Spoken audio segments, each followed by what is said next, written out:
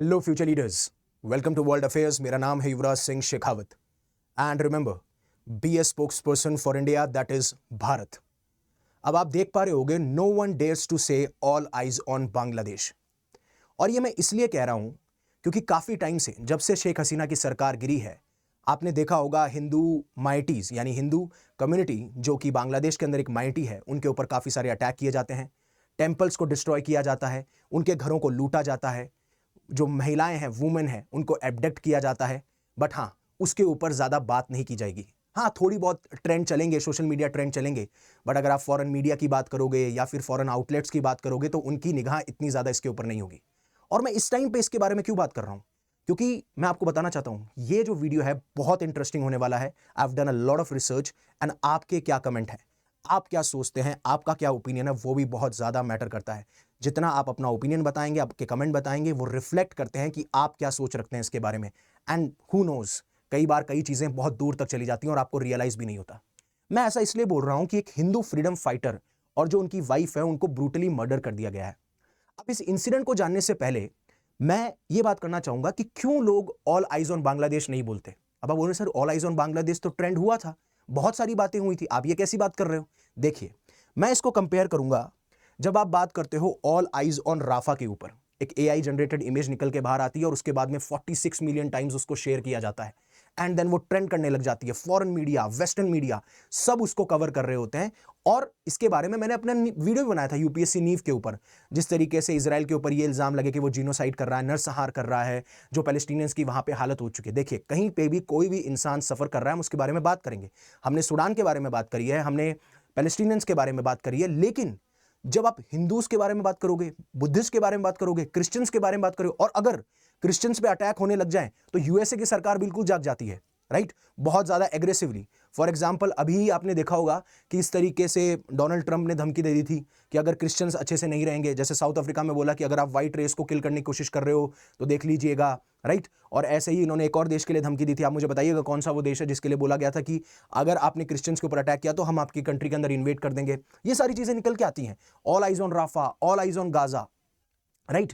लेकिन जब आप बांग्लादेश की बात करोगे तो क्या आएगा? All eyes on Bangladeshi Hindus, all eyes on Hindus in Bangladesh, that's it. कोई भी ये नहीं बोलेगा ऑल आइज ऑन बांग्लादेश। अब अगला ओपिनियन ये आता है लोगों का कि sir, all eyes on Rafah और ऑल आइज ऑन गाजा तो इसलिए बोल रहे हैं क्योंकि गाजा और राफा में मेजोरिटी ऑफ पॉपुलेशन जो है वो पैलेस्टीनियंस की है, या फिर आप कह सकते हो पूरे के पूरे पैलेस्टीनियंस हैं। आप कितना डेमोग्राफी में चेंज है वो देख लीजिए, बट मेजोरिटी ऑफ पॉपुलेशन वही है। तो इसका मतलब तो ये हो गया कि जहां पे मेजोरिटी ऑफ पॉपुलेशन है, वहां पे अगर वो पॉपुलेशन सफर कर रही है तब तो हम इतना मीडिया कवरेज करेंगे, राइट? लेकिन अगर मेजोरिटी में नहीं है, माइनॉरिटी में नहीं है, तो हम कवर नहीं करेंगे। क्यों? यहां से आपके बायसेस निकल के आ गई। तो मतलब फॉरेन मीडिया जिसके ऊपर बार बार इल्जाम लगते हैं कि आप बायसेस कर रहे हो, आप बायस हो, तो आप दिखा भी तो रहे हो उस बायस को। लेकिन कोई ये वो नहीं बोलेगा all eyes on Bangladesh. Why? Because जैसे आप बोलोगे all eyes on Bangladesh, people will click on it. ठीक है, पीपल देखेंगे, लोग देखेंगे कि क्या हो रहा है ऐसा, and then they will realise it. But जब ऐसा कह दिया all eyes on Hindus in Bangladesh, अरे तो वो तो माइनॉरिटी है, उन पे कौन देखेगा, क्या फर्क पड़ता है, राइट? और इवन कई बार इंडियंस को भी मैंने देखा है, इंडियंस भी ऐसी सोच रखते हैं। लेकिन ये चीज सही नहीं है, इसलिए मैं हमेशा कहता हूं, और आप भी लिखिएगा, ऑल आइज ऑन बांग्लादेश। तब जाके चीजें थोड़ी सी सुधर सकती हैं, जिस तरीके की सिचुएशन आपको देखने को मिल रही है। और इवन ओप इंडिया ने साफ साफ कहा था कि फॉरेन मीडिया बिल्कुल कोशिश करता है कि कैसे व्हाइट वॉश कर दिया जाए।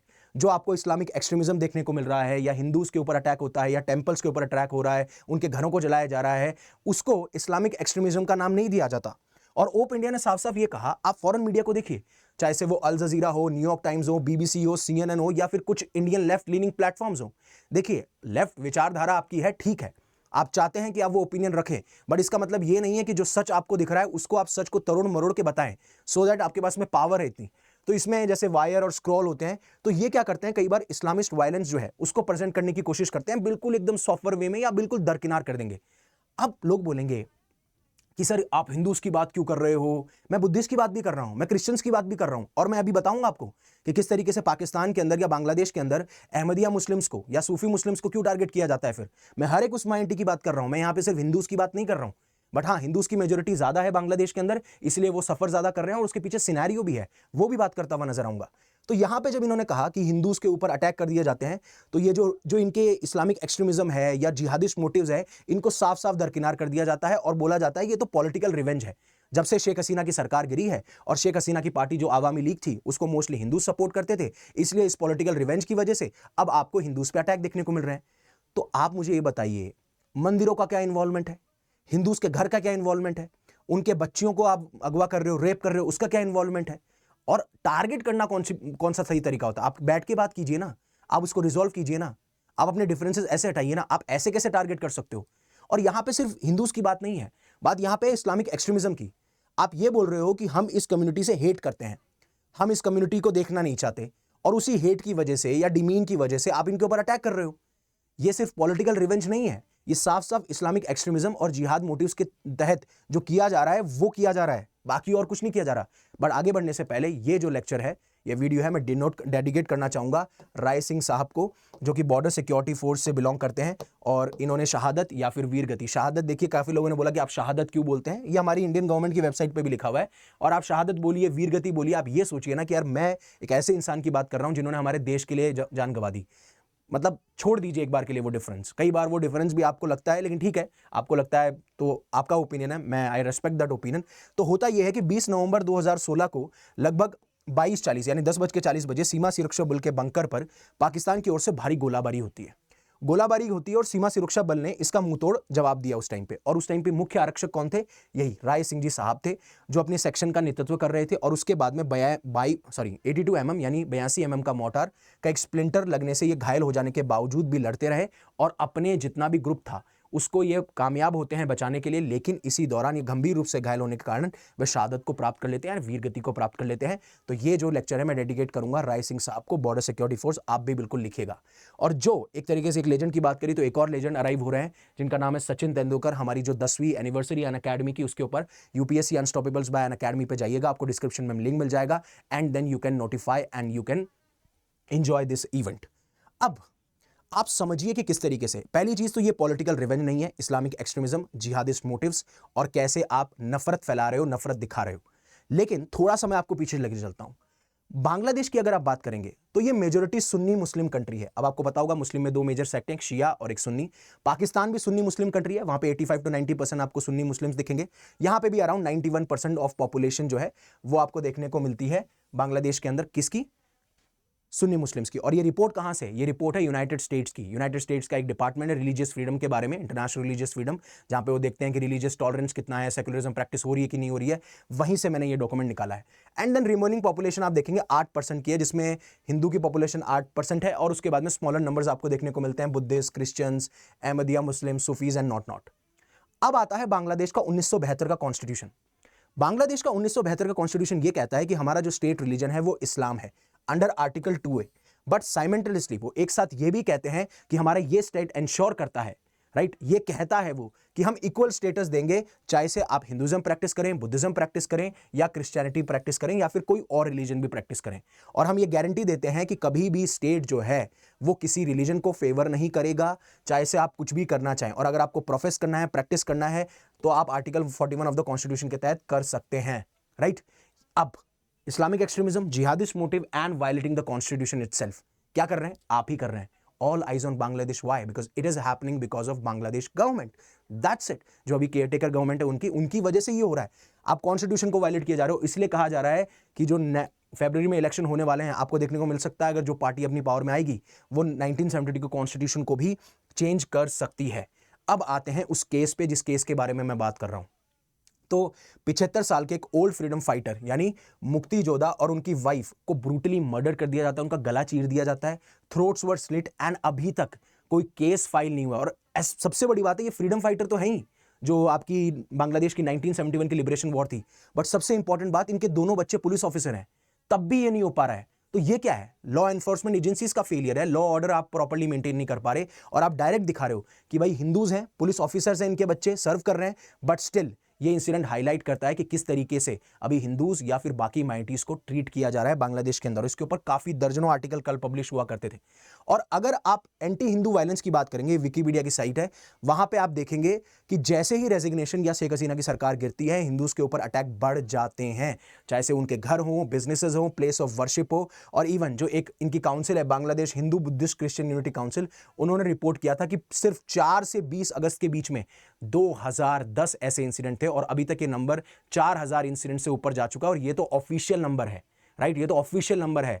पता नहीं अनऑफिशियल नंबर कितना होगा जहां पे उनके घर को लूटा जा रहा है, उनको डिस्ट्रॉय किया जा रहा है। और वहीं पे दिसंबर 6 को इंडिया के जो हाई कमिश्नर हैं प्रणय वर्मा टू बांग्लादेश, वो ये कहते हैं कि हम हर एक कोशिश करेंगे जिससे बांग्लादेश इंक्लूसिव बने, सारी सोसाइटीज एक साथ रह सकें, बांग्लादेश पीसफुल रहे, प्रॉस्परस रहे। और हमारा इंटेंशन हमेशा से यही रहा है हमारे नेबर्स की तरफ, लेकिन हमारे नेबर्स ही कई बार हमें अंडरस्टूड नहीं कर सकते। अब पड़ोसी को तो बिल्कुल अलग नहीं कर सकते हो आप, लेकिन हाँ, किस तरीके से हम हमारा रोल निभा सकते हैं वो रोल निभाया जा सकता है।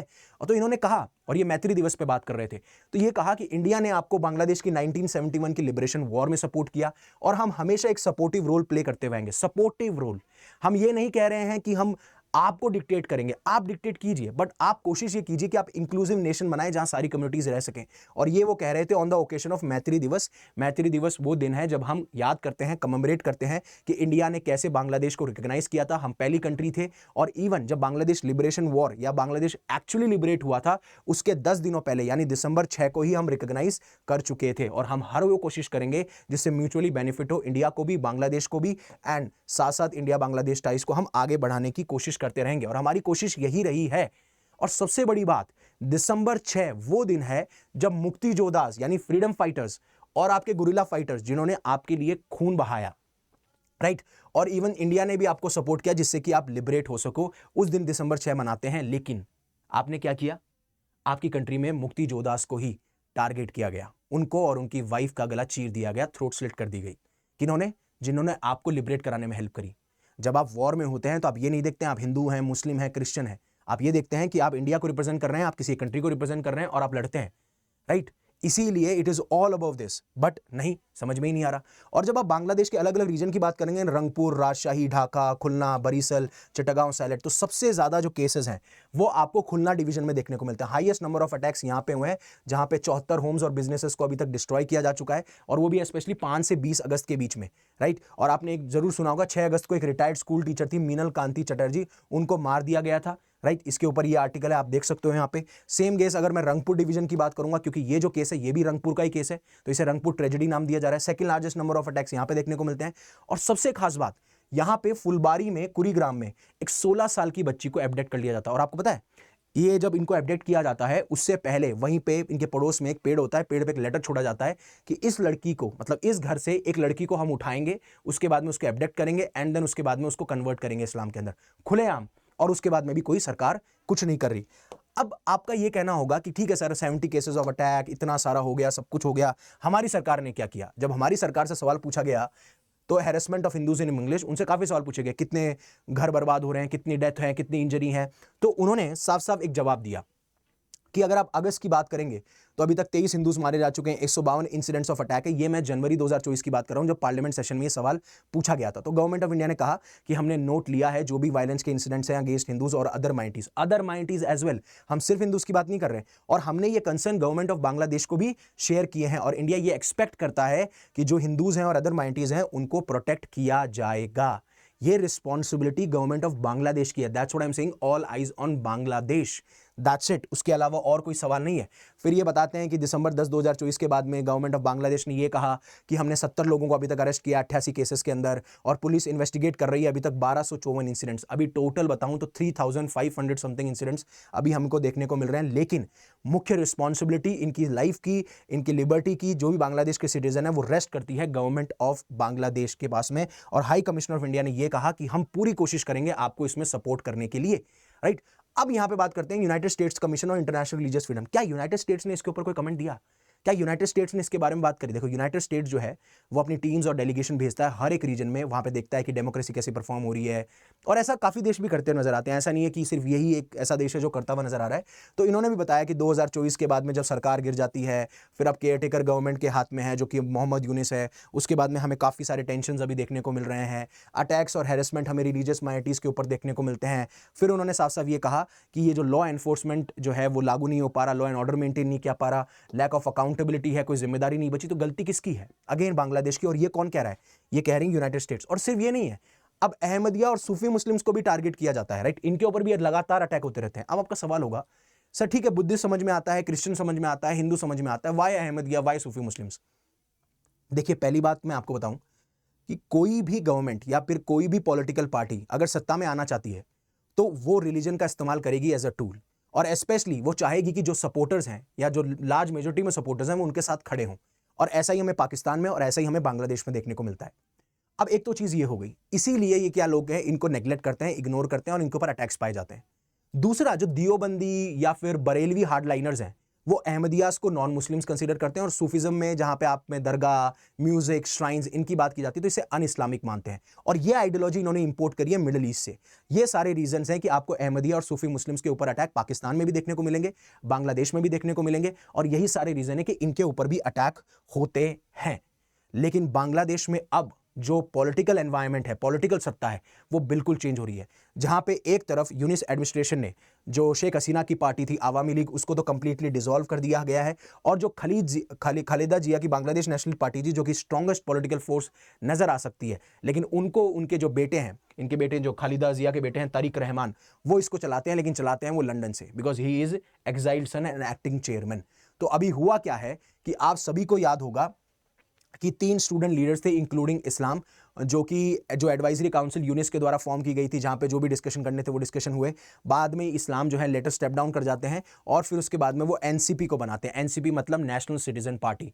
अब ये बताया जा रहा है कि ये जो इस्लाम के द्वारा नेशनल सिटीजन पार्टी बनाई गई थी, अब वो हाथ मिला रही है अमर बांग्लादेश पार्टी और राष्ट्र संस्कार आंदोलन के साथ में, जिससे कि वो एक ऐसी पार्टी यानी गणतांत्रिक संस्कार जोते बना सके जो फरवरी में इलेक्शन होने वाले हैं। तो सिचुएशन डायनामिक्स बिल्कुल चेंज हो चुके हैं, और मेरा सिर्फ एक ही सवाल है कि why not and why can't we say and we dare to say all eyes on Bangladesh. Thank you very much for giving me your precious asset, that is your time. Stay safe, stay happy, take care. जय हिंद, जय भारत।